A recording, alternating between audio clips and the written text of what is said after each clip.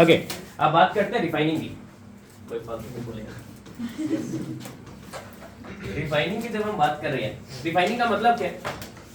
ZnO था, मुझे zinc मिल गया। अभी भी मैं कह रहा हूँ ये जिंक जो है वो प्योर नहीं है। अब जिंक प्योर नहीं है तो जिंक कैसा है? इम्प्योर है, ठीक है? नहीं बेटा, मिट्टी फॉर्म में नहीं है जिंक ही वो, ठीक है? बट वो मतलब उसके अंदर अभी भी कुछ ना कुछ इंप्योरिटीज रह गई है। ज्यादातर जिंक है उसमें, बट थोड़ी बहुत इंप्योरिटीज अभी भी उसके अंदर रह गई, ठीक है? अच्छा, अब हम क्या करेंगे बेटा, एक इस तरीके से बीकर लेंगे और इसमें जो इम्प्योर जिंक जो हमें मिला था ना बेटा, वो कैसा जिंक मिला था? इम्प्योर जिंक मिला था। तो एक साइड लगा देंगे ऐसे इम्प्योर जिंक, ठीक है ना? और एक साइड मार्केट से खरीद के ले आएंगे, एक कॉपर के लगाएगा प्योर जिंक। एक साइड इम्प्योर जिंक लग जाएगा, गाइस चलो कॉपर का एग्जांपल लेते हैं, छोड़ो कॉपर। एक साइड इम्प्योर कॉपर, मान लेते हैं हमें क्या मिला? कॉपर मिला, ठीक है? अब एक साइड प्योर कॉपर, एक साइड इम्प्योर कॉपर लगा दिया, दूसरी साइड प्योर कॉपर लगा दिया, ठीक है? अगर बेटा यहाँ इम्प्योर जिंक होता तो दूसरी साइड क्या लगाते? प्योर जिंक, ठीक है? अच्छा, अब होगा क्या बेटा, जो इम्प्योर वाला है उसको बैटरी के पॉजिटिव टर्मिनल से कनेक्ट कर देंगे और जो प्योर वाला है उसको नेगेटिव से। इम्प्योर वाले को पॉजिटिव से, प्योर वाले को नेगेटिव से, ठीक है बेटा? ठीक है। अच्छा, इसको पॉजिटिव से कनेक्ट किया और इसको नेगेटिव से कनेक्ट किया। तो बेटा ये जो इम्प्योर कॉपर है, इसको अगर हमने पॉजिटिव टर्मिनल से कनेक्ट कर दिया बैटरी के, तो इसको बुलाते हैं कैथोड। क्या बुलाते हैं? कैथोड। और अगर ये प्योर वाले इसको नेगेटिव टर्मिनल से अटैच किया तो इसको बुलाते हैं सॉरी नहीं सर, इसको मैं बता रहा हूं, इसको एनोड बुलाते हैं, इसको एनोड बुलाते हैं और इसको कैथोड बुलाते हैं। इसको एनोड बुलाते हैं और इसको कैथोड बुलाते हैं। इम्प्योर कॉपर वाले को एनोड बुलाते हैं और प्योर कॉपर वाले को कैथोड बुलाते हैं। बात समझ आ रही है? ठीक है, ठीक है। इम्प्योर कॉपर वाले को एनोड और प्योर कॉपर वाले को कैथोड। अच्छा, और इसके बीच में एक सॉल्यूशन डाल लेंगे बेटा इस टाइप से। इस सॉल्यूशन को हम बुलाते हैं इलेक्ट्रोलाइट। क्या बुलाते हैं? इलेक्ट्रोलाइट, ठीक है? हाँ, यहाँ पे कॉपर की बात हो रही है तो we will take CuSO4, copper sulphate solution, ठीक? ज्यादा कुछ नहीं करना बेटा, जो हमें कॉपर मिला वो इम्प्योर कॉपर है, उसको लगा दिया बैटरी के पॉजिटिव से, और जो प्योर कॉपर जो हम लाए थे उसको नेगेटिव से लगा। अब होगा क्या, जैसे इलेक्ट्रिसिटी ऑन होगी, जैसे इलेक्ट्रिसिटी ऑन होगी,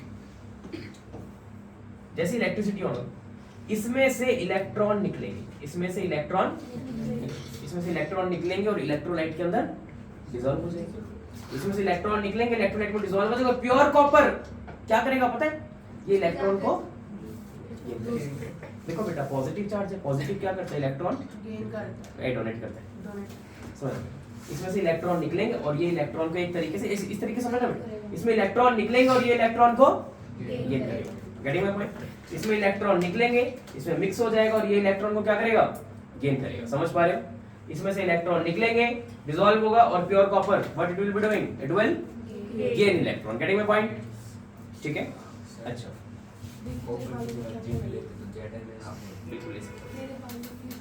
अच्छा क्लास इधर के बाद में डिस्कस करना वालों को, जैसे क्या है। इम्प्योर कॉपर है, इम्प्योर कॉपर, इसमें से इलेक्ट्रॉन निकलेगा और ये यहां से निकलेगा और ये एक्सेप्ट करेगा, ठीक है? अच्छा, तो बेटा क्या होगा, इसमें से जो कॉपर है ना बेटा, कॉपर वो धीरे धीरे करके इसमें डिपॉजिट होता चला जाएगा।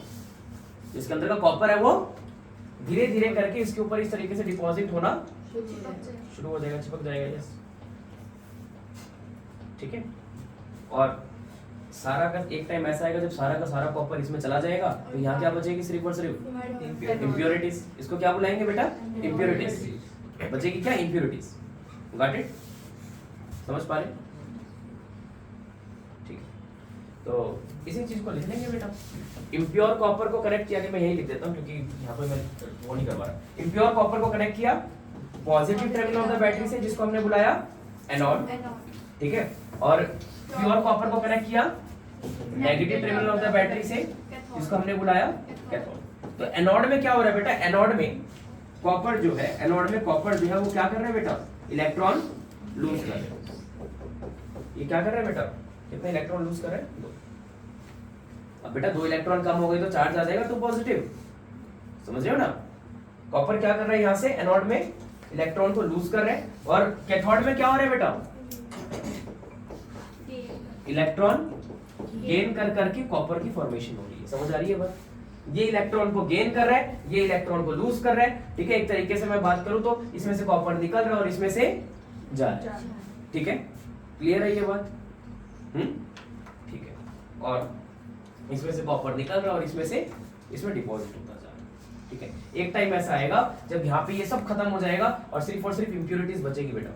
एक टाइम ऐसा आएगा जब सिर्फ और सिर्फ इंप्यूरिटीज बचेगी, ठीक है। और ये इंप्यूरिटीज लास्ट में झड़ जाएगी और नीचे सेटल हो जाएगी। इस इंप्यूरिटीज को कहेंगे एनोड मड, एनोड मड।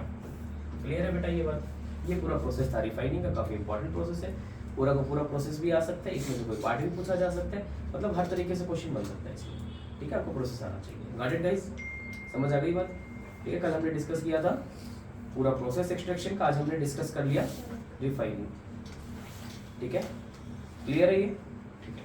चलिए आगे, समझ आया नहीं आया, तो दोबारा बताओ, इसको दोबारा समझना है।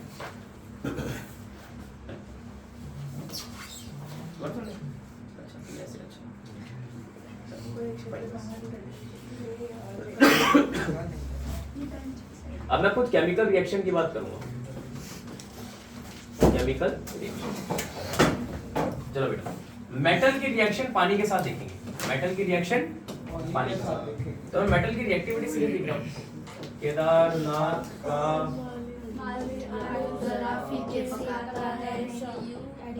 उसके बाद उसका दो। तो बेटा ये जो हाईली रिएक्टिव मेटल होते हैं ये वाले they reacts with cold water. और हालांकि कोल्ड वाटर में भी ऐसा रिएक्ट करते हैं कि आग लग जाती है, ठीक है। दे रिएक्ट्स विद कोल्ड वाटर, ठीक है। अच्छा बेटा मैं तुम्हें एक चीज बताता हूँ, इसमें कुछ मेटल्स ऐसे हैं, जैसे कि तुमने कहा कि सर सीओ को भी इंक्लूड कर दो। अब जो कैल्शियम है वो कोल्ड के साथ भी करता है और नॉर्मल के साथ भी करता है, ठीक है। तो कई जगहों पे आपको देखने को मिलेगा सिर्फ ये लिखा हुआ है कि calcium reacts only with normal water. कई जगहों पर हॉट वाटर भी देखने को मिल जाएगा, और कई जगहों पर ज्यादातर जगह पे आपका कोल्ड वाटर देखने को मिलेगा। समझ पा रहे हो, ठीक है। तो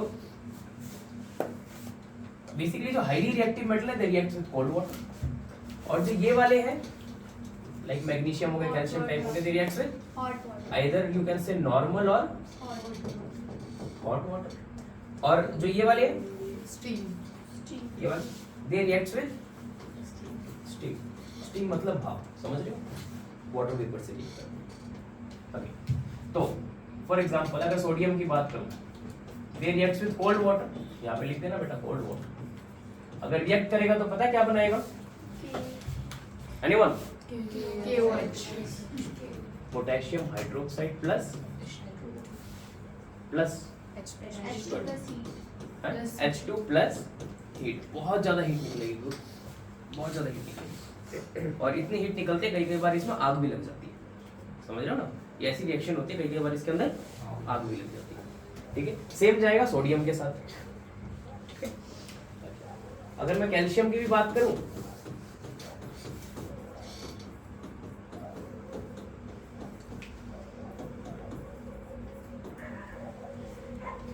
अच्छा समझ,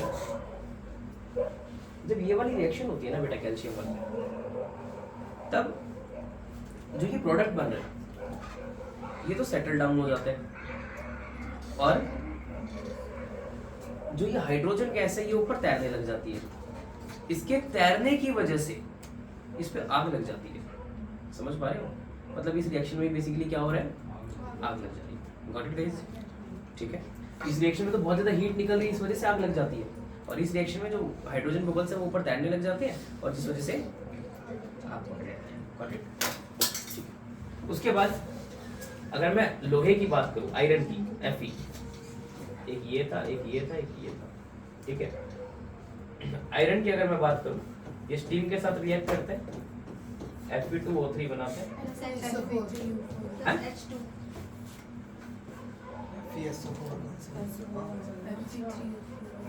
या फिर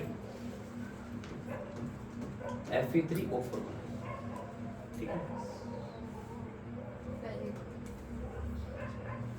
दोनों में से कोई भी नहीं सकता। एक बार इसको चलने दो, मांगूंगा आयरन पे भी। जी समझ आई? क्लियर है बच्चों? आयरन वाली केस में एल्यूमिनियम कर लो, आयरन का भी जिक्र करेंगे। Al2O got it? बस इतना समझ लेना, ये कोल्ड वाटर के साथ करते हैं, ये नॉर्मल और हॉट के साथ, और ये स्टीम के साथ, इतनी सी बात थी, ठीक है। अच्छा, मेटल जब ऑक्सीजन के साथ रिएक्ट करते हैं तो क्या बनाएगा पता है बेटा? मेटल ऑक्साइड बनाएगा। बहुत सिंपल है ये तो, कोई बड़ी बात नहीं है। जैसे मैं सोडियम की बात करूं, सोडियम प्लस ऑक्सीजन Na2, मिला दो दोनों को, बात ही खत्म। मैग्नीशियम प्लस ऑक्सीजन MgO, मैंने तो MgO बोला क्या? एल्यूमिनियम प्लस ऑक्सीजन, बात समझ आ रही कैसे? समझ आ रही है बेटा कि जब मेटल ऑक्सीजन के साथ रिएक्ट करेगा तो मेटल ऑक्साइड बनाएगा। अच्छा, जो मेटल ऑक्साइड बने ये कैसे होते हैं पता है आप लोगों को? They are basic in nature, they are basic in nature. अच्छा, अगर ये बेसिक इन नेचर है तो जो मेटल ऑक्साइड है बेटा, metal oxide they only reacts with acid, क्योंकि बेटा ये बेस है, बेस के साथ रिएक्ट करेगा एसिड के साथ। जो मेटल ऑक्साइड हमसेगा they only reacts with acid. समझ आ रहा है बात? जो मेटल ऑक्साइड है माही, इट रिएक्ट्स विद, बोल ले कोई, इट रिएक्ट्स विद एसिड, ठीक है। बट कुछ मेटल ऑक्साइड ऐसे हैं जो एसिड के अलावा भी किसी के साथ रिएक्ट करते हैं। कुछ मेटल ऑक्साइड ऐसे हैं, मैंने कहा मेटल ऑक्साइड किससे रिएक्ट करेंगे? एसिड के साथ, ठीक है। बट कुछ मेटल ऑक्साइड ऐसे हैं जो एसिड के अलावा बेस के साथ भी रिएक्ट करते हैं, ठीक है। कुछ मेटल ऑक्साइड ऐसे हैं जो एसिड के अलावा बेस के साथ भी रिएक्ट करते हैं, ठीक है। Some metal oxide reacts with acid as well as base. Acid के साथ भी रिएक्ट करेंगे और बेस के साथ भी रिएक्ट करेंगे। उन मेटल ऑक्साइड का एक स्पेशल नाम दिया गया, एनीवन? यस, दैट्स बहुत इंपॉर्टेंट क्वेश्चन बनता है इससे, एम्फोटेरिक ऑक्साइड। ये अच्छा, तो बता सकते हो कौन कौन से हैं? जिंक ऑक्साइड, और ये बेटा एसिड के साथ भी रिएक्ट करते हैं और बेस के साथ भी रिएक्ट करते हैं। ये बहुत इंपॉर्टेंट पॉइंट। अगर कोई रिएक्शन पूछ ले कि भाई दिखाओ बेस के साथ कैसे रिएक्ट करते हैं ये, तो देखो ZnO प्लस NaOH, बड़ा फेमस बेस, ये बन जाता है Zn sodium zincate Na2 ZnO2 plus H2, got it? इसको कहते हैं सोडियम जिंकेट, सोडियम जिंकेट, ठीक है। और एल्यूमिनियम, ये याद करना है बेटा, एल्यूमिनियम के साथ कैसे रिएक्ट करते हैं? एल्यूमिनियम ऑक्साइड के साथ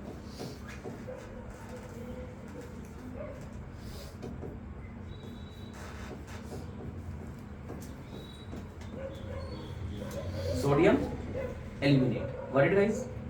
सोडियम एल्यूमिनेट प्लस कुछ मेटल ऑक्साइड ऐसे हैं, they not just reacts with acid but they also reacts with acid as well as base, got it?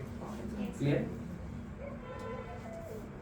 कुछ मेटल ऑक्साइड ऐसे हैं जो ना सिर्फ एसिड के साथ रिएक्ट करते हैं बल्कि बेसिस के साथ भी रिएक्ट करते हैं। वेरी गुड, समझ आया? क्लियर है सभी को? ठीक है, जल्दी से टॉपिक कंप्लीट करते हैं। मैंने कहा था चैप्टर कंप्लीट करवा दूंगा ये। नहीं प्लीज, बिल्कुल बच्चों, तुम्हारे एक लाइन के चक्कर में, ठीक है, मैं ऐसे नहीं कर सकता। ये रिवीजन चल रही है, ठीक है, कोई क्लास नहीं है कि तुम्हें पहले नोट करने का टाइम दो, नॉट एट ऑल, ठीक है। या तो स्पीड मेंटेन करो या फिर रहने दो, मत लिखो, ठीक है। पुराने नोट्स बने हैं, चला दो। इसमें क्या कितने का नहीं लिखा हुआ है?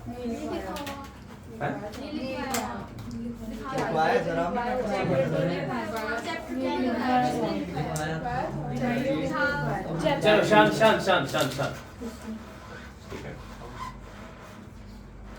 शुरू करते हैं कोरोजन। ठीक है, 2-3 टॉपिक रह गए, ज्यादा नहीं बचे बेटा। रख दे बेटा उसको, रख दे। एक फिर वही बात, तो बेवकूफ आज मैं आगे करवा रहा हूँ इसको।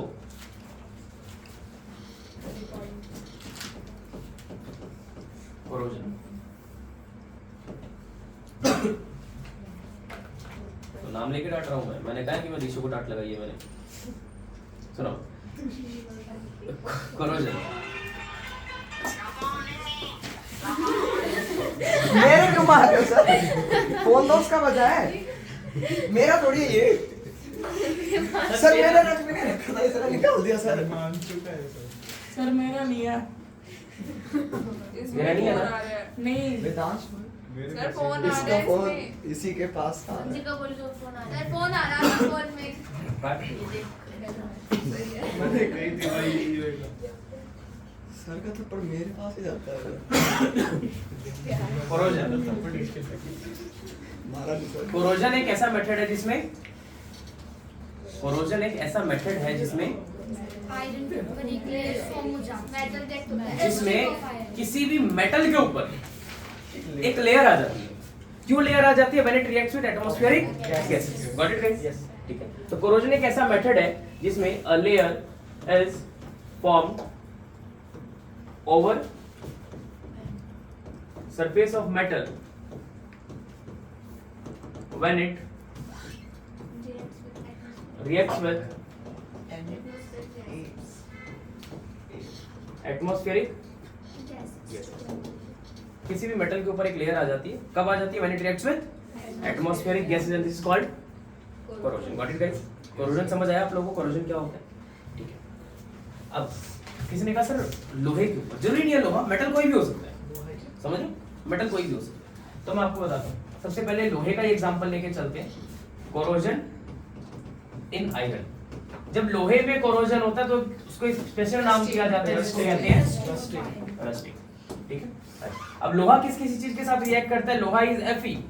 ये ऑक्सीजन के साथ रिएक्ट करता है और मॉइस्चर समझते हो? Water vapour. ठीक है। ये ऑक्सीजन और मॉइस्चर के साथ रिएक्ट करके अपने ऊपर एक ब्राउन कलर की लेयर बना लेते हैं जिसको Fe2O3 या Fe3O4 भी आप बोल सकते हो। इसको कहते हैं रस्ट। इसको कहते हैं रस्ट। ये ब्राउन कलर का होता है। ठीक है, ठीक है। एक लेयर बना लेता है ब्राउन कलर का और ये लोहे को कंटिन्यूअसली डैमेज करता चला जाता है। ठीक है। नेक्स्ट अगर मैं बात करूं, अब तुमने लोहे पे देखा, बहुत कॉमन था, आप सबको पता है। ठीक है। अब हम देखें चांदी पे, सिल्वर पे। सिल्वर क्या हो जाता है बेटा? सिल्वर काली पड़ जाती है, ब्लैक हो जाता है। ठीक है। क्यों ब्लैक हो जाता है? सिल्वर किससे रिएक्ट करता है?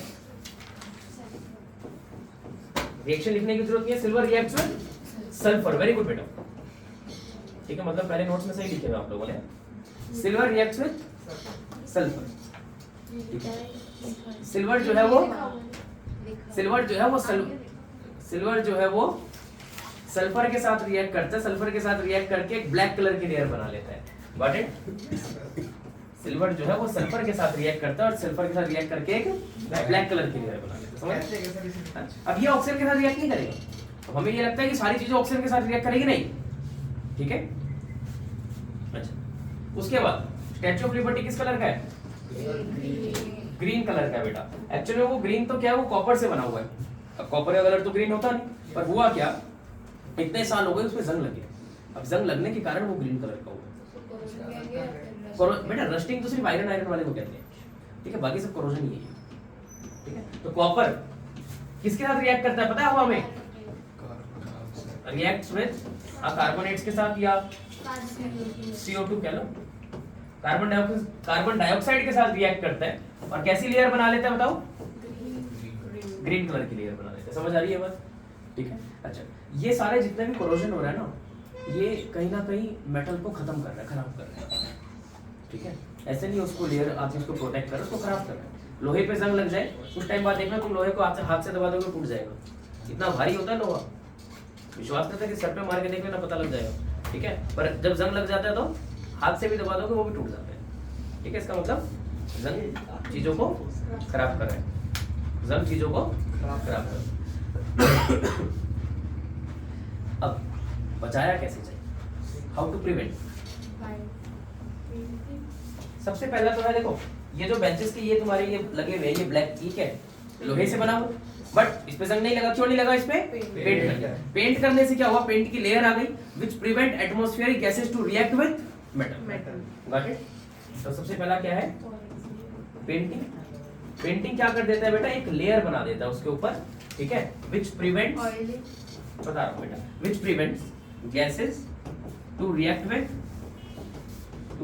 मेटल, जो गैसेस को मेटल से रिएक्ट करने से बचाता है। दूसरा है हमें तो लेयर ही लगानी है, चाहे पेंट की लगा दे चाहे ऑयल की लगा दे, ठीक है।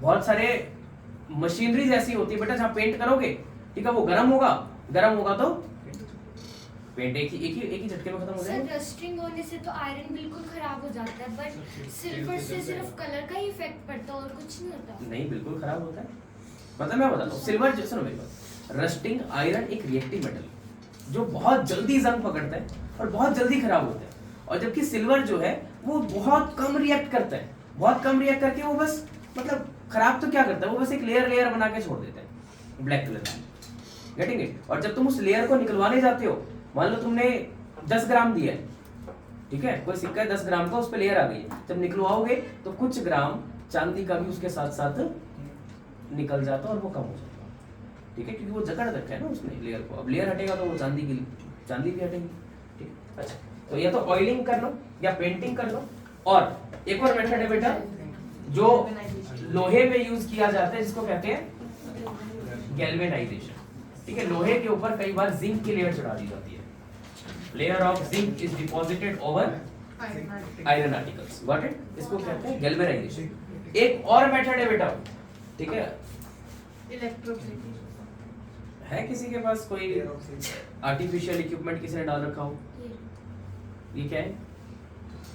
कड़ा लोहा और कॉपर। ना इसमें कॉपर दिख रहा है, आर्टिफिशियल, प्रॉपर आर्टिफिशियल। मेरे पास क्या है? ये बहन आर्टिफिशियल कौन सा था मेरे पास? आर्टिफिशियल आप बोलते थे कौन सा? मेरे पेन की गोल्डन ये हो सकती सर इसके हाथ में पड़ा है सर, ये हाँ, पता ये- नहीं फिर भी नहीं बोल रहा। ये चांदी है? नहीं पता सर। वो तो स्टील है बेटा, ये चांदी है? नहीं सर क्या है? ये अच्छा नहीं मेरे पे भी है। समझ लो। अब जैसे गोल्डन चश्मा डाला हुआ किसी ने, ठीक है, मतलब सोने का थोड़ी होता है, क्या? जो गोल्डन चश्मा लगा के घूमते हैं लोग, वो सोने, वो क्या होता है, प्लेटिंग होती है। अब जैसे वॉच है, ठीक है, अब किसने गर्ल्स किसने वो है, अब वो चांदी की थोड़ी है बेटा, उसके ऊपर क्या करी गई है, प्लेटिंग करी गई है, गेटिंग माय पॉइंट, ठीक है। तो इसको कहते हैं इलेक्ट्रोप्लेटिंग। इलेक्ट्रोप्लेटिंग एक ऐसा मेथड है जिसमें किसी और मेटल की लेयर किसी और पे चढ़ा दी जाती है, ठीक है ना। बहुत सारे देखे होंगे आर्टिफिशियल ज्वेलरीज, उसमें सब में इलेक्ट्रोप्लेटिंग ही तो होती है, सोने की थोड़ी बन जाती है 200 रुपए में, और क्या? समझ लो। तो इलेक्ट्रोप्लेटिंग, मेले से लोग 80-80 रुपए की चैन ला के खुश हो जाते हैं, बोले सर, मत कहो सर इसका। घड़ी के तू बोला नहीं, ठीक है। इलेक्ट्रोप्लेटिंग समझ आया, ठीक है। तो ये वो मेथड है, क्या ये वो मेथड है जिससे हम कोरोजन को बचा सकते हैं, ठीक है। नेक्स्ट मेथड सुनो, ये तो चलो हो गए, प्रिवेंशन मेथड खत्म हो गए।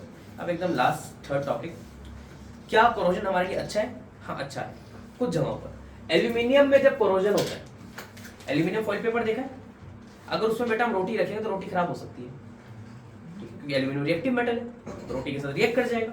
पर एल्यूमिनियम हवा में जब रहते हैं तो ऑक्सीजन के साथ रिएक्ट करके एक लेयर बना लेते हैं, इसको कहते हैं भाई ये एल्यूमिनियम फॉइल पेपर है, उसके ऊपर एक लेयर आ गई है, कौन सी? एल्यूमिनियम ऑक्साइड, जो भी एल्यूमिनियम के ऊपर एक लेयर आ गई है। अब अगर हम इसमें रोटी पैक करेंगे तो अब रोटी हमारी सेफ है, क्यों? क्योंकि अब रोटी डायरेक्ट एल्यूमिनियम के कांटेक्ट में नहीं है, क्योंकि उसके ऊपर लेयर आ गई, अब रोटी उसके कांटेक्ट में है। समझ पा रहे हो मेरी बात? ठीक है, तो कोरोजन हमारे लिए अच्छा भी है। कैसे अच्छा है? एल्यूमिनियम फॉइल पेपर, क्वेश्चन आता है aluminium being a reactive metal why it is used to wrap food items. Aluminium reactive metal है, फिर भी उसको खाने को पैक करने में क्यों यूज करते हैं हम? Because aluminium reacts with atmospheric gases या oxygen to form a layer over it which prevents it from reacting with food items. Got it? तो इस वजह से हम एल्यूमिनियम फॉइल पेपर का यूज करते हैं। समझ आ रही है बच्चों बात? ठीक है। अच्छा, एल्यूमिनियम फॉइल पेपर तो यहाँ तो क्या ज़्यादा यूज में नहीं लिया जाता, बड़ी गजब की चीज़ होती है जो हम इस तरीके से डोंगे से आते हैं एल्यूमिनियम फॉइल पेपर के, चाट पापड़ी वगैरह या हम कुछ भी लाइक चीज़ चिली वगैरह जब पैक करवा के लाते हैं, तो ये एल्यूमिनियम फॉइल पेपर इतना बढ़िया मेटल होता है ये, ठीक है। अब वो बेसिकली वो डोंगे का यूज़ पता है क्या था? इस डोंगे का यूज़ ये था कई जगहों पर, अब ये पैकिंग के लिए यूज़ करा जाता है कई जगहों पर। अब मैं कहीं पे लेके जा रहा हूँ दूर, वो ठंडा हो जाएगा। अब इस एल्यूमिनियम फॉइल पेपर को डायरेक्ट तुम गैस में रख के इसको गर्म कर सकते हो। हम करते नहीं है क्योंकि हमें लगता फट जाएगा, तो पतला सही तो, ठीक है। मतलब बहुत बढ़िया मेटल होता है ये, ठीक है। तुम डायरेक्ट उसको जो फॉइल पेपर को बना होता है, तुम डायरेक्ट उसको गैस में रखो, गर्म कर दो, वो चीज़ गर्म हो जाएगी डायरेक्ट गैस में। कोई कंटेनर में डालने की जरूरत नहीं है, किसी चीज़ में डालने की जरूरत नहीं है, ठीक है। ओके, तो समझ आ गया कोरोजन हमारे लिए अच्छा भी है। एक और चीज, एक और बहुत इंपॉर्टेंट, मैंने बताया था रिडक्शन, याद करो एक्सट्रैक्शन में, रिडक्शन में एक मेटल होता है बेटा,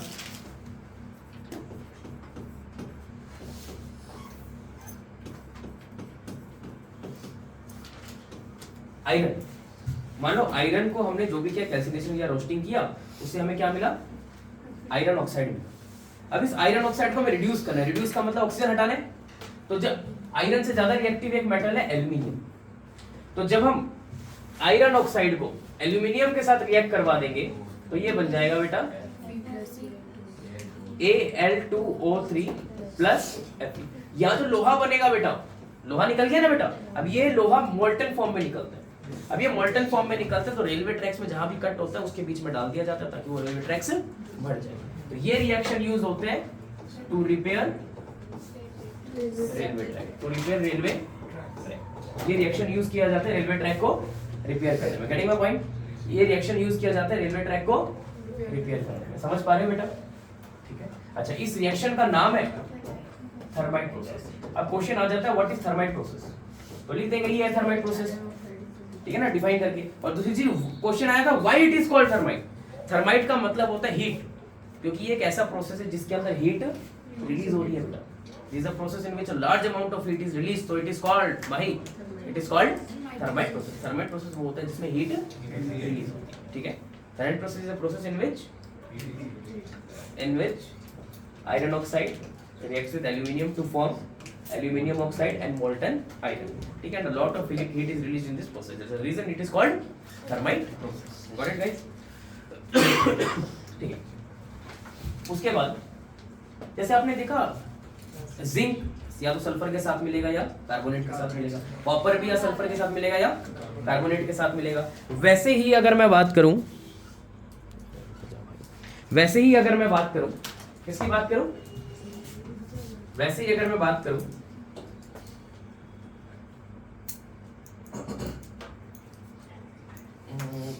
मरकरी, वैसे ही अगर मैं बात करूं mercury, if I just talk about mercury, तो मरकरी सल्फर के साथ मिलते हैं। मरकरी का फॉर्मूला होता है HCl और ये होता है मरकरी का ओर। तो ओर ऑफ मरकरी को हम बुलाते हैं, वेरी गुड, सिनाबार, सिनाबार, ठीक है, सिनाबार। कल सर मैं ये बोला था, आपने को किसका पूछा था फॉर्मूला? मरकरी HCl, तो ore of mercury is called cinnabar, ठीक है। अच्छा, एकदम लास्ट और खत्म करते हैं, जल्दी से भाग जाना फिर। एक्वारेजिया, एक्वारेजिया, एक्वारेजिया क्या चीज है? एक्वारेजिया एक ऐसा, चैप्टर खत्म हो गया, ध्यान रखना एकदम लास्ट टॉपिक है ये। इसके बाद क्वेश्चंस करो, एनसीईआरटी क्वेश्चंस करो, पीवाईक्यूज करो, कंप्लीट करो इसको, ठीक है। एक्वारेजिया, एक्वारेजिया एक ऐसा सॉल्यूशन, एक्वारेजिया वो सॉल्यूशन से चांदी वगैरह या ऑर्नामेंट्स वगैरह साफ करते हैं, ठीक है। तो किस चीज का सॉल्यूशन होता है ये? दो एसिड का सॉल्यूशन होता है, ठीक है। एक होता है HCl और एक होता है नाइट्रिक एसिड। किस रेशियो में? 3 चम्मच HCl तो 1 चम्मच नाइट्रिक एसिड, ठीक है। मिलाओगे एक्वारेजिया बन जाएगा, उसमें कोई भी तुम ऑर्नामेंट डालोगे, ठीक है। जैसे अगर चांदी में मैंने बताया वो लेयर आ जाती है, उसको भी साफ करना होता है, एक्वारेजिया में डालते हैं, नहीं शो? किसमें? अरे तो वो मेरे भाई तेजाब क्या होता है, क्या कहते हैं इंग्लिश में तेजाब को? एसिड कहते तो हैं। ये क्या है? अच्छी बात करें, ठीक है, ये भी तो एसिड ही है, यस सर। ठीक है, एक्वा लीजिए बोलो, डन, ग्रेट।